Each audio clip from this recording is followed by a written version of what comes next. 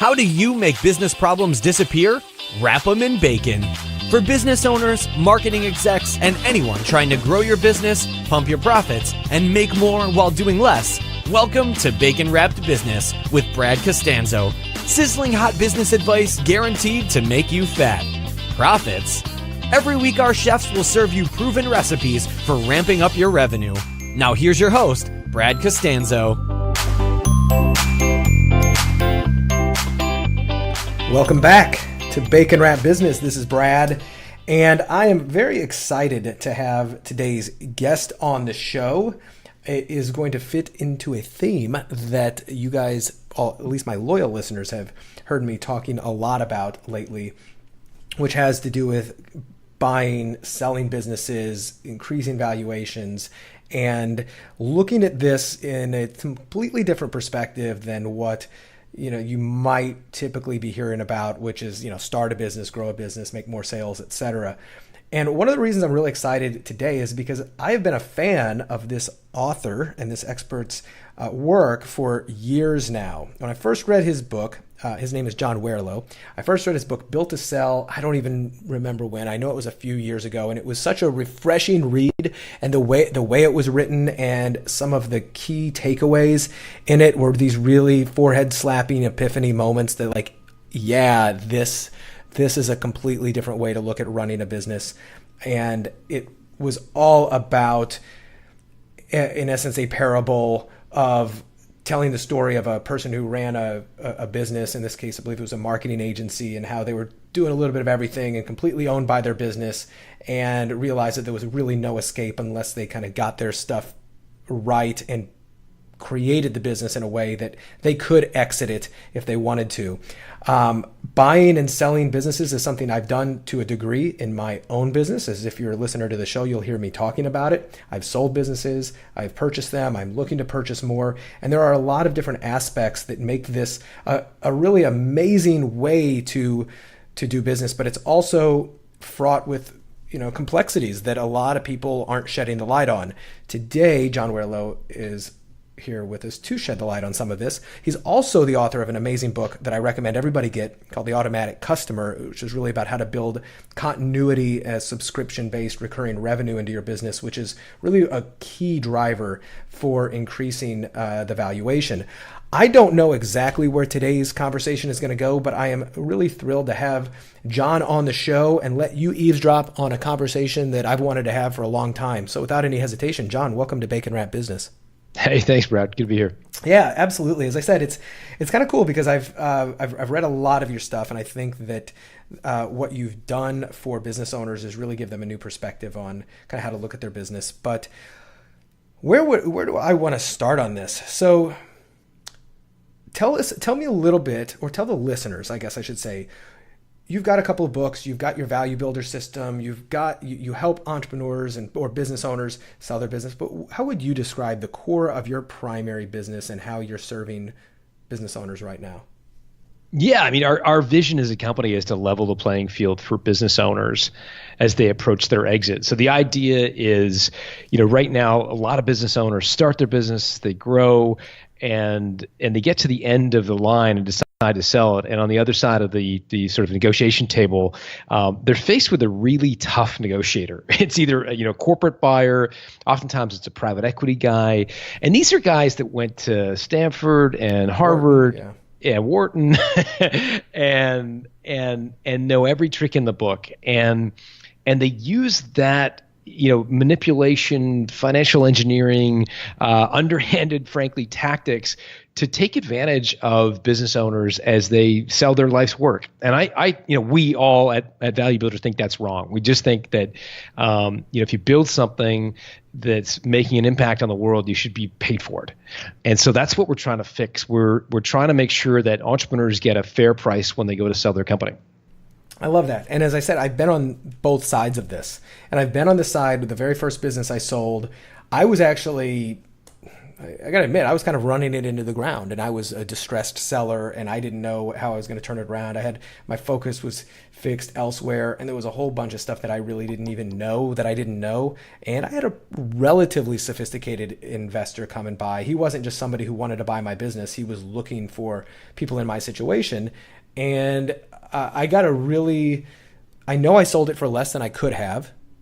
And had I known some other things, but I got I guess a hard won lesson in kind of the do's and don'ts. And I made a lot of notes like, man, the next business I do, I'm going to have these things in place before I ever go take this shopping to a broker, which is exactly what I did. I had my business. I was like, I don't know what I'm going to do. I'm just going to take this to a business broker and see what they can do with it. So do you find that that's one of the most common paths that business owners who kind of reach that point of going, I think I need to escape this. I need to get out of this, or I want to sell it. Do you think their very first thought is go to a business broker? Yeah, look, I mean, we do a lot of work with M&A professionals and business brokers because we license our system to them. And the flip side of the coin, their biggest frustration is entrepreneurs doing exactly what you did. Right. It's coming to them when they're exhausted and they're kind of done and they just want out. And they're like, here are the keys, sell this thing, give me the check by Friday because I'm done. And that, of course, is really tough for a broker or an intermediary, an M&A professional to deal with. It takes a long time to sell a company. If you think about it, it's way more sophisticated than a house. There's a lot of work you generally do before you put a house on the market. You fix all the leaking roof and the leaking faucets, and you make it look pretty. Like there's a lot of work that you need to do to put a business into shape to get it to sell. And then there's the process of marketing the business. It's one of those very inefficient, Google AdWords is a very efficient market, right? You bid and it's in real time and you can get words are bid on to exactly what the market is willing to pay for them. Businesses are not the same way. It's a very opaque marketplace. There is no true marketplace for businesses. And so as a result, it takes a long time for a broker and M&A professional to find the right buyers, to socialize the idea with them, to show them the kind of idea, the book. It's just a very kludgy, very opaque market. So the worst thing, one recipe for making sure you get really screwed when you sell your company is to not do any of the kind of pre-work and then just sort of hand the keys over to a broker at the end and say, get me the most you can for it now, because it's really tough at that point. Right. Well, and as somebody who has looked at businesses and purchased businesses to buy, the side, everybody's trying to do what's in their best interest. So if I smell somebody who just doesn't have their stuff together and who doesn't have systems documented, SOPs, doesn't have their, it's really disorganized, I'm taking a lot of money off the table for the valuation of that. And I'm docking them, for a lot of things. So I'm looking at it on both sides, and as anybody would, and I'm not even a sophisticated M&A guy. Right. I know just enough to kind of do some negotiation points. And that's what I learned the hard way when I went through with my sale is that, and also how they, as you know, you're very familiar with this, but the way that the initial conversation starts off is almost never the way it ends when it's at the closing table, because people are looking for all those little points to just get you down, down, down based upon all the stuff you probably haven't done. Absolutely. So yeah, it's absolutely right. So you want to go into it. I mean, I think there's a huge opportunity, not that I would ever advocate for it, but there's a huge opportunity for people to buy businesses at deep discounts for exactly the same reasons that you share, right? They're business owners doing this. That's not what we do. We work the other side of the equation. It's just to help business owners make sure they maximize the value of their company. But yeah, you're right.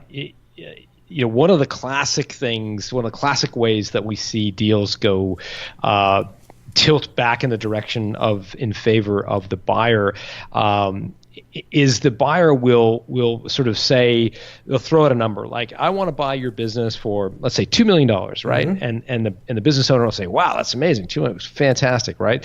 And then of course the devil's always in the details. One of the classic things you got to look for is what's the downstroke. The downstroke is sort of M&A parlance for what's the minimum amount of money that you as the owner is going to get out of this deal when all is said and done. So your downstroke, if the M&A guy says, or if the buyer says we're going to pay you $2 million for the business, the downstroke is the guaranteed portion. And that might be $500,000, it might be $800,000, it might be $1.2 million, depending on, again, how well you structured your business. But you can guarantee it's not $2 million, because the other piece is usually an earnout or some form of sort of payment in the future based on what's possible. In a small business, it's often what they call a vendor take back, which is essentially you as the seller of the company is partially financing the buyer to buy your business. So they write you a check for part of your business, but then basically they're borrowing and paying the rest of it over time, and usually you get a small coupon for that. Well, that's it, and it sounds like one that I almost purchased this business. It was an e-commerce business last year, to where they're doing about between $3 and $4 million, and it was distressed, right? He wanted out, and I was my offer to him was I'll buy 80% of your business, because I kind of want you around to still operate a lot of the piece, but I'll give you some liquidity and I'll give you some certainty. But I said it started off, give me 100% owner financing, so I'll do let's just call it $1 million to make it easy over the next 3 years, and I'm just going to take that out of your cash flow and just make sure I'm guaranteeing it to you with no risk to me. For a while there, he said yes, and I was pretty happy about that. We went up to like 10% down, 90% owner financing, where I was going to be sending him checks from his revenue primarily in order to cover the note payments. And it was 100% because he was distressed. He didn't have an exact plan or things in place that helped to add value to it, right? Like I knew if I took over this thing, there was going to be a hell of a lot of work that I was going to have to do, because he didn't really do the necessary pre-work to build up his valuation. You got it. And so we're all about trying to intercept business owners, which is why I wanted to do your show, by the way. Intercept business owners well before they get distressed, right? When they're still running their companies, happily in many cases running. Maybe they've got an inkling that, maybe in the next 5 or 10 years I might sell. That's the perfect time to start thinking about how do you structure your business so that it will be attractive to an acquirer. Because a lot of us as entrepreneurs, we use like the profit and loss statement as our report card at the end of the year, right? Mm-hmm. How'd I do this year? It's top line, bottom line. And that's fine. But I think using another document is equally, if not more important, which is the valuation statement of the beer. Like, have you grown the value of your company? Because if all you're thinking about is profitability, you as the owner would probably do all the selling, because you don't have to hire a salesperson, because you're probably more passionate. You probably get better margins. You can do more selling. Like, you do that. At the same time, the more you personally do the selling, the less valuable your business will be to an acquirer. Because it's dependent upon you. Yeah, exactly. So sometimes the irony is what makes you more valuable may make you less profitable in the short term. Right. And so by using both, both numbers oftentimes compete with each other, and they sort of offset one another. They provide some tension, which is good. So if all you're looking at is how much profit did we make, it's not the whole story. And you may get to a point where you've built a business that's so centrally dependent on you that you could never sell it. And most of us as entrepreneurs, well, I shouldn't say most, many entrepreneurs would like to think they're building value, that all their sort of hard work is going to get sort of compensated down the road at some point. Right. Well, and the value's in the eyes of the beholder, right? So your value to somebody who wants to buy you purely from a financial perspective because you're a cash cow and they just want to buy it and, just get a good return on their cash is totally different than a strategic buyer who's going to come in because the things that you've done will be very valuable to kind of their current existing businesses. And realizing where, should I sell it to a financial buyer? Should I sell it to a strategic buyer is a big decision. Yeah, and you're absolutely right. The motivations are very different. I think you've done a great job of articulating the financial buyer. They basically say, okay, I could, I put my money in the bank and get nothing. I could put my money in a, diversified stock portfolio. Over the long run, maybe I'll get 7 or 8 points. Or I could buy this business and hope to get, 12, 15, 20% return if, over time. That's a financial buyer, and they're looking at the predictability of your future profits. They're trying to understand how reliable is this company going to predictably generate cash into the future. Right. So the more you can de-risk it for them, the higher the multiple they're going to pay for your business. You're absolutely right. The strategic is actually doing some very different math. They're trying to say, okay, what's this thing worth in our hands? I'll give you an example. So do you know Stephanie Breedlove? No. Okay, so she's a great entrepreneur. She's written a book recently. I can't remember the name of the book, but it's probably worth picking up. Stephanie Breedlove, she was an Anderson consultant, so the precursor to Accenture. Yeah. She has a kid. She's an accountant. She says, okay, I'm going to hire a nanny, but we want to do it above board. We don't want to pay them cash. So we're going to go get a payroll company to do the payroll. So she calls up ADP, and they give her like a terrible experience. They give her the runaround. They transfer her call to like 5 different people.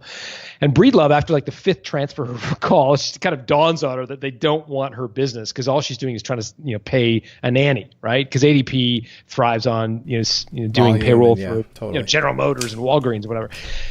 So she goes, well, what if I started a company that just does payroll for parents who want to pay a nanny? So that's what she does. She starts this company called Breedlove and Associates. She has another kid. They build the business. 25 years later, so it's not a hyper growth company. 25 years later, her business is generating, if my memory serves, $9 million in top line revenue. So, good business, but like not knocking the, Sure. lights out, right? She sells it for $54 million. $54 million, 6 times top line revenue. Like it's such a laughable number that it's almost unfathomable, Yeah. right? Like 6 times Top profit. line. 6 times profit would be a great outcome, right, for any entrepreneur. She's selling it for 6 times top line. How does she do that? Well, she sold it to a strategic. Here's what she did. She goes to a company called Care.com, which is a venture-backed website similar to Angie's List. Angie's List, Yeah. where you can find a plumber or whatever. Care.com is the Angie's List of caregivers.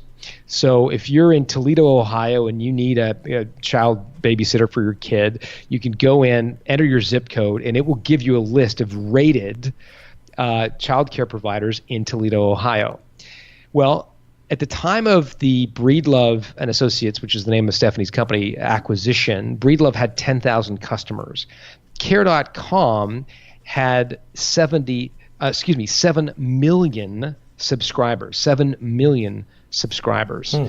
So they reasoned, and Stephanie argued, that if they just sold 1% of the 7 million or 70,000 customers her payroll service, that would increase the size of the Breedlove revenue by 700% overnight.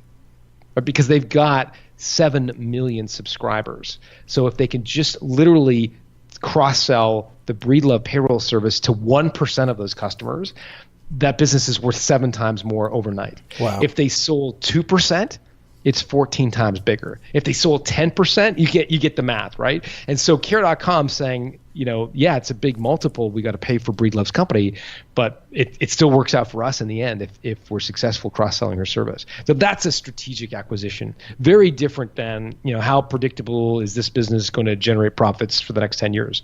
What are you seeing when you're looking at, you advise a lot of companies and talk to a lot of business owners who do this. Are you seeing kind of like more people selling to strategic buyers, or more of them selling to financial buyers? Or I guess the third one, and there may be more than, I haven't really thought deeply about this. There's the strategic buyer who's already got something that this plays really well into, the financial buyer who just kind of wants a cash cow, and I guess the other one is somebody who just wants, in essence, they want to do something. They want to get out of their job. They want to stop being a doctor. They want to go start a new business or whatever. What do you see kind of mostly?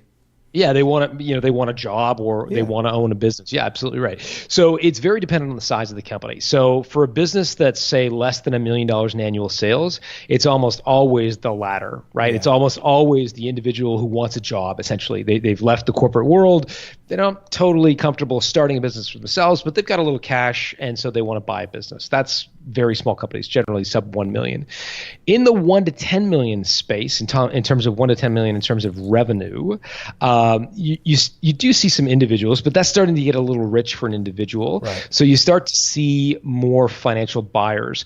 The threshold that most private equity companies will use, and a private equity company would be the quintessential sort of financial buyer. Mm-hmm. A private equity company will usually use, I mean, they all range, but $1 million in EBITDA is a pretty good cutoff rate to attract private equity. So if you've got $1 million in EBITDA, pre-tax profit, to use a lay term, you're likely to be able to achieve or attract a lot of private equity at that point. Private equity or financial buyers. So if you're a $5 million business with 20% margins, you're going to be able to attract private equity. If you're a $10 million business with 10% margins, et cetera, you can attract private equity. Once the business is up more like north of 10 million certainly, but even north of 20 or 30 million, that's when strategics start to play a little bit more. Most strategics really don't buy a lot of very small companies sub 10 million. They're much more likely to be looking at larger businesses. Private equity companies, their game is they buy a company for a low multiple. They might jam a couple of companies together that are similar, that there's some synergies between, and they'll try to go off and sell off the combined entity for a better multiple to a strategic down the road. That's basically the game they play. Yeah, that makes a ton of sense. I'm looking at a handful of the questions that I've got here. So when you are prepping to sell, and I think I've read about or seen you talk about some of these points, but what do you do to get the most amount of viable offers? Like, what can you do besides just taking it to a broker, besides just going out there and cold calling yourself? What can a business owner do? Let's say that they've gone, they've paused in their business, they've done the work, they've started to deploy some of the value building levers that you show them, what to do. And let's just say that after that homework's done, it's time to take this to market. What can they do to increase the number of offers they get? Go to the industry trade show. Okay. That's probably the very best thing to do. Walk the halls or set up? Or? No, don't set up. I mean, look, be an active member of your industry. If that means exhibiting, fine, exhibit. Right. But if it means getting the award for the most exciting new company or the Lifetime Achievement Award in that industry, regardless, you want to walk. You want to make connections and aggressively network at the industry, because most of the big industry players will be going to the industry event with a view of what are the companies we should acquire. Mm-hmm. So that's one of the hats they wear. So that's going to be a chance to kind of connect with many of the players in the space, and you don't have to be as desperately painful about it as would you like to acquire our business? Obviously, you'd have a good open-ended conversation. Hey, we should find a way to work together. I'd love to sit down and talk about if there's some way we could partner together. And those are all industry code words for acquisition. But you don't have to say you want to be acquired. You can say, hey, we should look at a way to do something, partner together, see if there's some synergies between the two companies, blah, blah, blah. Right. So that sounds like a pretty good way to start to attract strategic buyers and obviously talk to the people who are already in your industry. Are there any other ways that you recommend people, attract the strategic buyers or high net worth investors? Yeah, in particular, strategic buyers, look at your current partners. And that's what Breedlove did, by the way. Stephanie Breedlove, they had a relatively junior relationship at Care.com. Stephanie Breedlove, the CEO of Breedlove and founder, was working with a marketing manager at Care.com on a joint content play. Like, in other words, Breedlove was supplying some content, some articles, individuals to care.com. But I mean, it was you wouldn't have thought of it as a strategic relationship. It was a very tactical sort of relationship. But that was enough for Breedlove to basically go to the CEO of care.com and say, look, we've got this junior partnership, we're supplying, but there's got to be more we can do together. Yep. So get the foot in the door, get that relationship, ability to talk beforehand, add value to each other, and then see what can be done there. And even if it's at a relatively junior level, that's fine. It'll allow the CEO to go to the junior person and say, hey, tell me about what we're doing with these guys. Tell me more about him. What's she like? Is she legit? Is she credible? Or should I, and then that's all you need is to start a conversation. So I would look down my list of partners. Who else do we partner with? And see if you can kind of go upstream, because probably your partnership is with someone, not the CEO, but for strategic sort of acquisition, it's likely to be initiated first and foremost by either the CEO or a division president, if it's a large company, or a corporate development executive. So like Google, as an example, has a head of corporate development. A division of Google would certainly have a president that would be on the lookout for acquisitions, and of course the CEO of Google would be looking for massive acquisitions, but not the kind of stuff we're talking about. Right. Of all there's a lot of value levers, I guess call it, that people can do in order to, during that time period when they decide I might want to sell this and I want to increase my valuation of the business. And maybe you've identified kind of a finite number. I know there's a million things that people can do, such as making sure, maybe one of the driest but most important things is make sure you've got standard operating procedures and, a documentation of all the things you do. So when somebody comes to buy it, they know they're not getting a hodgepodge mess of stuff that they have to do. But of all the various value levers that somebody like a business owner can typically put in place when they're trying to increase their valuation and make themselves more attractive, what do you think are maybe like 2 or 3 of the most effective ones that are universally applicable that business owners should really kind of ask myself, do I have this and or is this something I can add in order to help me out? Yeah, so we talk about 8 key drivers of company value. When you get your Value Builder score, we basically rate you on these 8 factors. So one of the 8 factors that is heavily weighted in our algorithm, because it's correlated to getting offered a premium, is what we call the monopoly control. And essentially what it means is how well differentiated is your product and service. So if you have something truly unique that you have a virtual monopoly on, you would score very high on the monopoly control.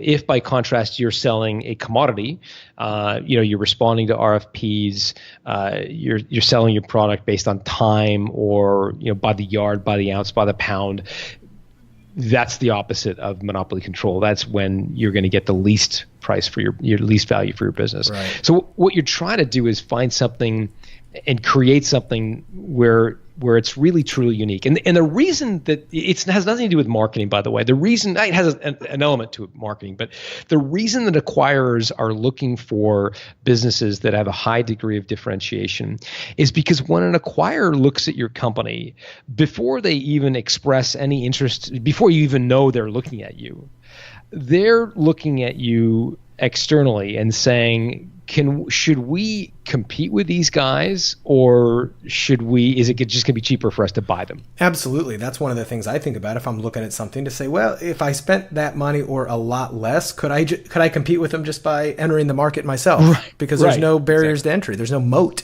There's no monopoly around them.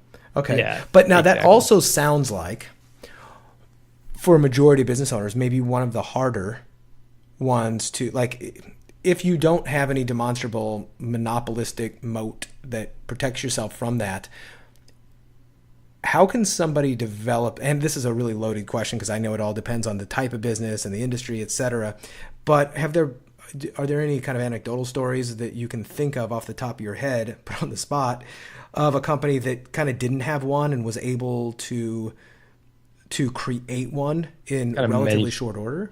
Kind of manufacture one. Sure. Yeah. When you think about monopoly control, there are 2 ways you can create monopoly control.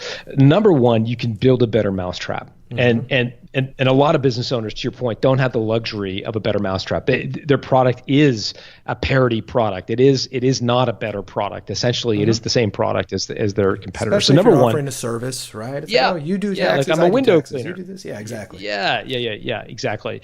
I'm an SEO guy. Well, so there's 10,000 other SEO guys on Upwork. Like you're not differentiated. So number one, you can create a monopoly control, do something better. Most people don't have that luxury.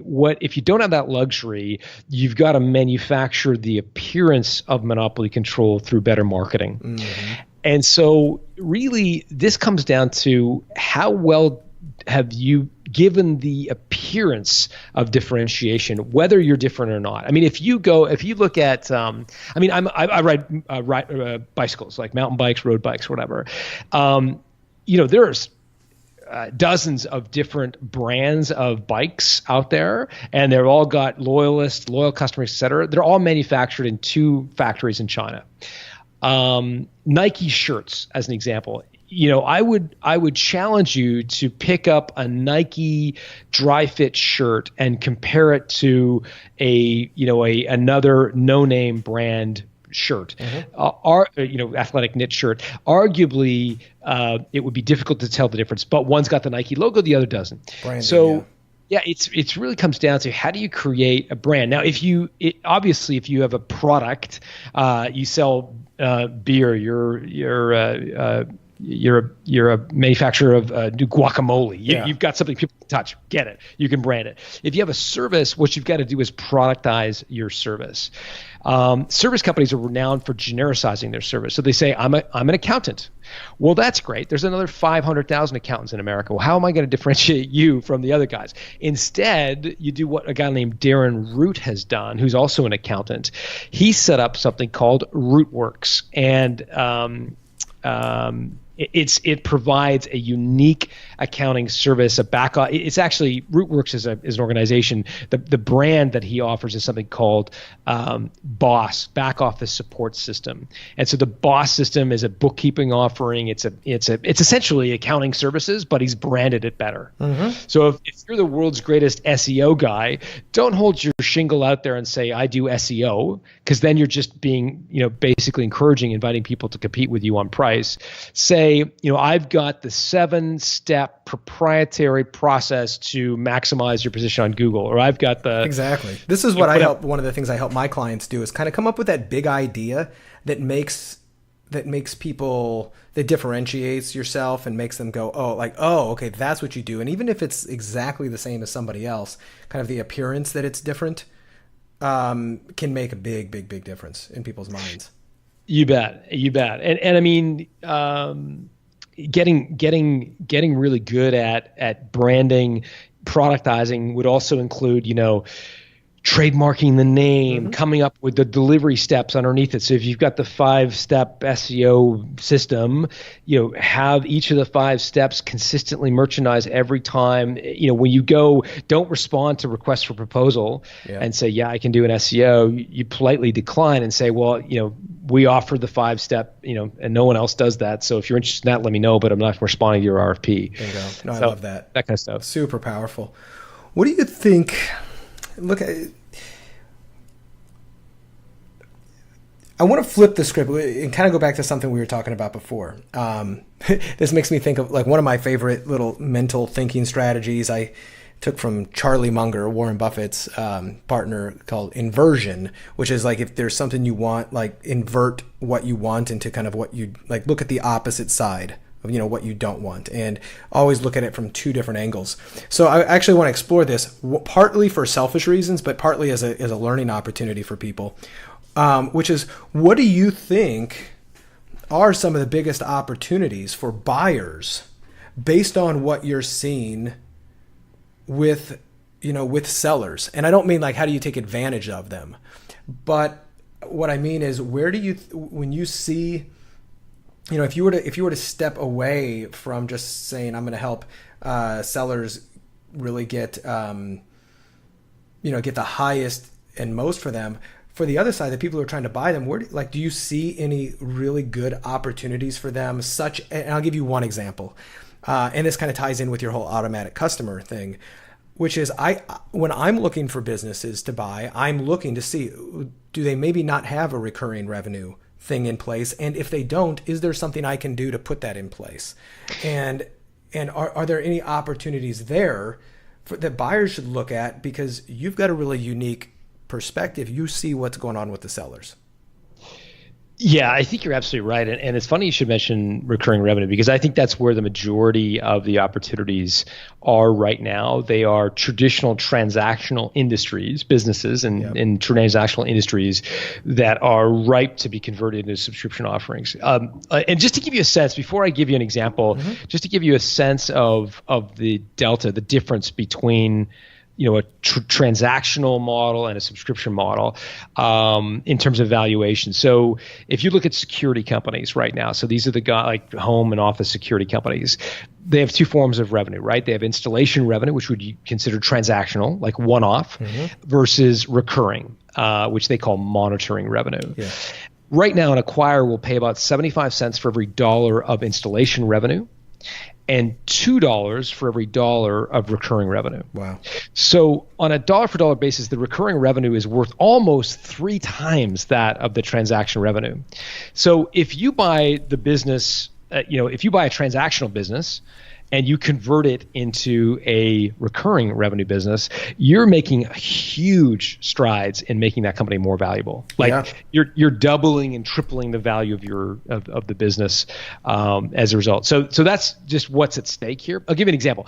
Car washes. So right now, car washes in the United States are generally transactional businesses, right? So you go in, you buy your gas, and you say that you want a car wash today, and you say sure, and you buy a car wash. Well, increasingly, car washes have realized that there is a much better business model in creating a subscription business for unlimited car washes. So today, some of the savvy private equity groups and many of the big car wash organizations, I'm not talking about individuals, I'm talking about organizations, are going around buying up crappy car washes for very low multiples, converting them into recurring revenue businesses, and making out like bandits as a result. Constellation Software is another example. Oh my God, I was just going to mention them, by the way. I just discovered them recently. An investment banker was telling me to look at them and say, look at their model, but keep going. Yeah. Constellation Software is a great example. So they have a reputation for buying on-prem. Essentially, what on-prem is technology jargon for software that is purchased on a one-time transactional model. Yeah, and like installed on your computer. It's not a software as a service. Yeah, think about the way we used to buy Office from Microsoft. You go to Staples, you buy the CDs, you load them up. That's basically, so there are still software companies, if you can believe it, that are out there that operate on that business model. So Constellation buys those companies, converts them into SaaS businesses, and in so doing, adds turns and turns and turns and turns to their multiple. A turn, by the way, is like if you're trading at 4 times EBITDA and you increase your value to 5 times EBITDA, that's 1 turn.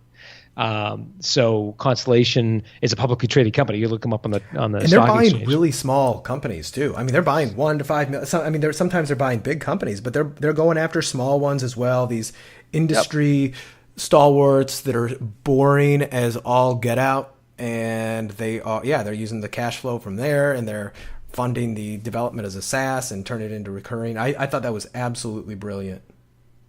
Yeah.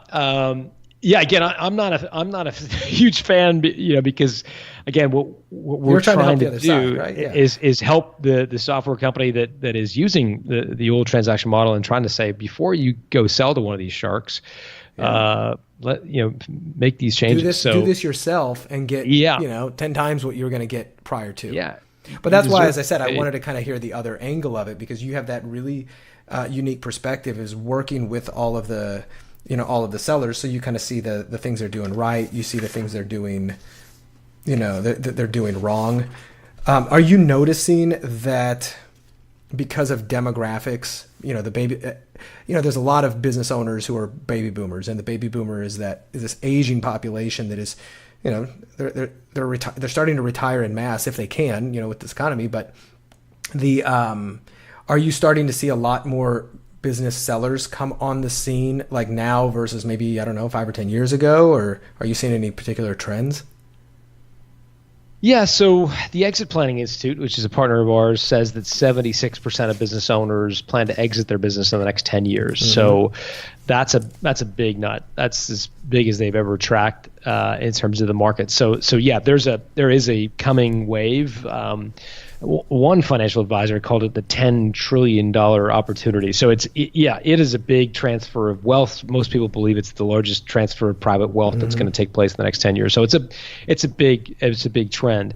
Just to interject there, it's also, I would think if you are thinking about it, that if you know that there is going to be a potential glut of supply of people selling their businesses over the next 10 years, and you're not making hay right now and getting your stuff together, like following your advice and saying, listen, if a lot of people are going to start selling this stuff in the next decade, and increasingly so, I better get my stuff right, because I'm going to have to compete with a lot of other businesses that are going to be on the market. You bet. Like I heard today, I was talking to somebody and they were saying the average accounting firm in America is run by a partner with an average age of 58. So like, what's going to happen when all those guys turn 65? Like, there's going to be a lot of accounting firms on the market. And to your point, they're going to get cheaper and cheaper and cheaper because there just simply won't be enough buyers to meet the demand of sellers. Yeah. Grade 10 economics. So yeah, I think that's a definitely concern for business owners today. Flip side is, I think there's a lot of folks out there similar to what you're doing, which is basically, increasingly there are a lot of people realizing that the risks associated with starting a business are significant, but buying something established and making it run better is something that's a lot less risky. And so I think we're seeing a lot of people, more and more people than I sort of was aware of, that are looking at buying a business as their sort of career choice. It made a lot of sense to me. I've started businesses. I've had businesses succeed. I've had businesses fail, and I do know that I don't know if I have the energy anymore to start something from scratch unless I'm so completely interested in it. A friend of mine who does buy businesses and holds them on, whether in his portfolio, sometimes he resells them. But he said, we as consumers, when we want shelter, from the elements, we don't usually go to Home Depot and buy boards and hammers and nails and go out and build a house ourselves. We usually find somebody who's built a house. Ideally, it's a house we want to live in. We arrange financing and we purchase that house and we move in. And he gave a couple other examples, but he's like, why is it as entrepreneurs, as business owners, ultimately we get into business. I mean, you can say to make an impact, whatever, but we get into business to make money and to make a living and to create cash flow so that we can live our lives. He's like, why do we think we have to build it from scratch? Somebody out there has probably done a pretty good job of it. And if you can find a business that fits all of your criteria, such as if you know that most businesses fail after 5 years, then find a business that's been around for 5 years, has a validated product, a list of customers, etc., and then just reverse engineer the math to say, this is how much I need to make. This is the financing I need. Let's go find somebody who's already built it. Let's move into their house and then decorate it the way we want. I was like, that actually makes a lot of sense. And I think that the more people that start to adopt that idea as well, they'll be able to match up with the opportunity of a lot of these people who are retiring and wanting to sell their business. Yeah, I think that's true. The word of caution I would have, though, is oftentimes a business, it's not immediately clear how dependent the company is on its owner. And to go back to your Charlie Munger, like what's the inversion of, or the opposite of what buyers look for from a seller's perspective, what you want to ensure is that your business is not dependent on you personally, and that can be very difficult to measure. But it can oftentimes, it's easy if you're the rainmaker for the company, right? So that's easy to pick up, and you should be able to figure that out in due diligence. But if you're, if the owner is deeply involved in coming up with the product ideas, for example, that's oftentimes less obvious to a potential acquirer. And so that's an area that I think it was Peter Drucker, the old kind of now since passed away, but the old management theorist, he said that as a CEO of a business, you should be focusing 80% of your time on one of two things: sales and marketing or product development. And while I agree with Drucker, if the goal is to be the CEO for life, then yeah, you should be spending the majority of your time on those two things. If, however, your goal is to sell your company, you actually have to get those two things into other people's hands. Yeah, you gotta add team building, right? Yeah, but that can be really hard for a lot of entrepreneurs because they've been told and they know that it feels right and that it feels like they're in the kind of zone when they're doing the sales and marketing and they're doing the product development. That feels like they're adding value to their company. And the more they do that, they can see quick short-term results. The problem is that the more dependent it's becoming on them. And so it's almost you do almost the opposite of what you would want to do to build a short-term successful company is and that's why I think building a valuable company is really so hard. And for those that do it, they get paid so very handsomely. I do a podcast. I interviewed a guy yesterday. He said, I made enough money in selling my company so that he said, I always wanted to make enough money so that my kids would never worry. In the sale of my business, because I was asking him, what did he sell for? He wouldn't tell me the number. He said, John, I'm not going to tell you the number, but I'm going to tell you that not only do my kids never have to worry, but my kids' kids will never that's have great. to worry. And it was like, the reason guys get paid so handsomely for businesses that are built well is because they're so rare. Yeah, they're really truly built so that they're not dependent on the owner. Yeah, you're 100% right on that. I was having a conversation with another kind of mentor of mine, and one of the things though that he said it was kind of just a different perspective of looking at the concept of built to sell, and he goes, I totally agree with that, but he goes, I want to challenge you to change your words. He goes, because if you build a company with it to sell in mind, you're kind of got one foot out the door already. He goes, build a company that you would want to buy, right? And I was like, that actually kind of makes sense. But by the way, the two of them are the exact same thing, which is if you were going to buy that company, what are the things you would want to buy? Well, I'd want to buy one that's well run, that doesn't depend on me to work on it 100 hours a week, that has systems, that has unique, like a monopoly. And I was like, that's actually a really good, good point, right? Like build a business you would want to buy, because if you build that business, then the ability to sell it becomes infinitely more capable. And I love that. Another thing that you just reminded me of, there was a book I read years ago, an amazing book, terrible title because it sounds like a cheesy get-rich-quick scheme, but it's called Millionaire Fastlane by MJ DeMarco. Have you ever heard of that book? I've seen it, and you know what? I've seen it in bookshelves, and I thought, oh man, I was repulsed by the title. Right. And never picked it up as a result. I'm going to recommend you read it. And one of the cool things, he talks about one of the best. First of all, the big paradigm shifting thing is he said, now a lot of you people think that get rich quick doesn't exist, but you're confusing it with its evil cousin get rich easy. But I'm going to show you how get rich quick does exist. Let's say you build or buy a business, but let's say you build a business and you spend the next 5 years working your butt off, hustling, et cetera, and you make a valuable business and you sell that business after 5 years, $10 million, which is rich by anybody's standards. I don't care who you are, right? Did you get rich quick? And he goes, don't confuse it with get rich overnight, but most people work 40, 50 years of their life saving for retirement. You put 5 years into it and you had an exit that allowed you to now live the rest of your life carefree. He goes, the only way you do that is with an event, like an exit-based event. So understand, get rich quick actually does. You just got to shift your perspective of what quick is. Oh, that's cool. I'll have to pick it up. I haven't read it, but I think that's a really good analogy. The other thing that I think folks, I wrote a blog post. This goes back a couple of years, but I think it was called "Famous or Rich." Pick one. No, no. It was happy, famous, or rich. Pick one, and happy was being happy, doing your craft. Mm-hmm. If you're an SEO guy, doing your SEO and really kind of nailing it for clients and getting the attaboys and the backslaps from your clients. You're never going to sell that company, but you'll be very well appreciated. So happy. famous was the venture-backed startup, right? Sure. So you want to compete against Instagram. You want to create, the next whatever, Google.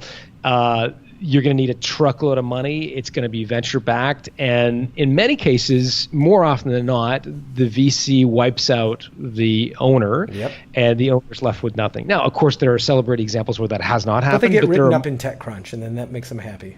Yeah, but there are a lot more examples where CEOs walk away with nothing with a VC. So you could be famous, but not necessarily rich. And the rich are generally the people who build companies in tiny little sleepy corners of the economy that nobody cares much about. They build a $3 or $4 million business that's generating 20% profit margins. So they're netting, $500,000 a year, and they sell it for whatever, $4 or $5 million because it's got great monopoly control. That's the recipe for getting rich. I love that. Now I'm going to honestly, John, I could talk to you for hours about this topic, but I know that you've got a hard stop here in just a couple minutes. So I want to ask, for my listeners out there who are business owners and are like, yeah, I do need to have an exit in mind someday, and I want to find out what some of the things I need to be doing and resources for. I know you've got a tremendous, is it a scorecard or a value builder system? Yeah. So go to valuebuilder.com and get your score. We're going to give you a score out of 100. And the average business owner who takes that questionnaire scores a 59 out of a possible 100. Now, those average companies are getting offers when they go to sell their business of 3.5 times pre-tax profit. If you over time, build up your Value Builder score. And we can show you how to do that. There are 8 drivers and some tools we've got. If you build your Value Builder score up to 90 out of a possible 100, those businesses are trading at 7.1 times pre-tax profit. Yeah, it's only double. Yeah.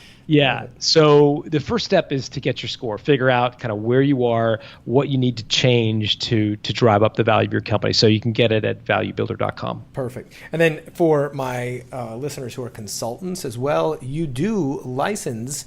Correct me if I get this incorrect, but you license some of the tools and intellectual property around the Value Builder system so that if they're out there working with companies who may be interested in learning how to do this as well, you have opportunities for consultants too, right? Yeah, for sure. So we work with entrepreneurs to help them improve their value. Our business model as a company, the way we make money, we license our platform to what we call certified value builders. We've got 900 or so certified value builders around the world who are independent advisors. They're typically consultants, business coaches, M&A professionals. And yeah, if you're interested in learning more about that, I think the page on our website is valuebuildersystem.com/advisor. Got it. I love it. Well, are there any nuts you're trying to crack? Is there anything that myself, my listeners can help you out, whether it's a person you're trying to meet, skill you're trying to learn, money you're trying to raise, anything? Yeah, no, I appreciate the offer. Again, I go back to where we started. We've got this sort of mission to level the playing field for business owners. So, you're doing enough by sort of helping us spread the word. And if you'd like to be on any other podcast, I've got a couple of friends with great business podcasts and tremendous reach, so I'm happy to make some intros. Cool. Okay. Well, I just hope that all those business owners out there, with the average of 59.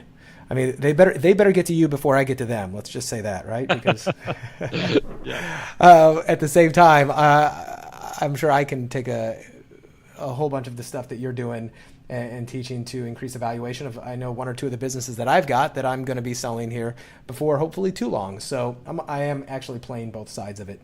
But I cannot tell you how much I appreciate this, John. It's been a real honor to speak to you and hear from the horse's mouth about the way that this stuff is really done. And I look forward to getting all the feedback from my listeners. Guys, if you loved this show, do us a favor, share it on social media, tag both John and myself. There'll be links in the show notes. And if you ever have a question you want to ask me, send that email to askbrad@baconwrapbusiness.com. John, once more, thank you very much for being on the show. Thanks, Brad. It was good to be with you. Okay. Guys, tune into the next episode, and I'll talk to you soon.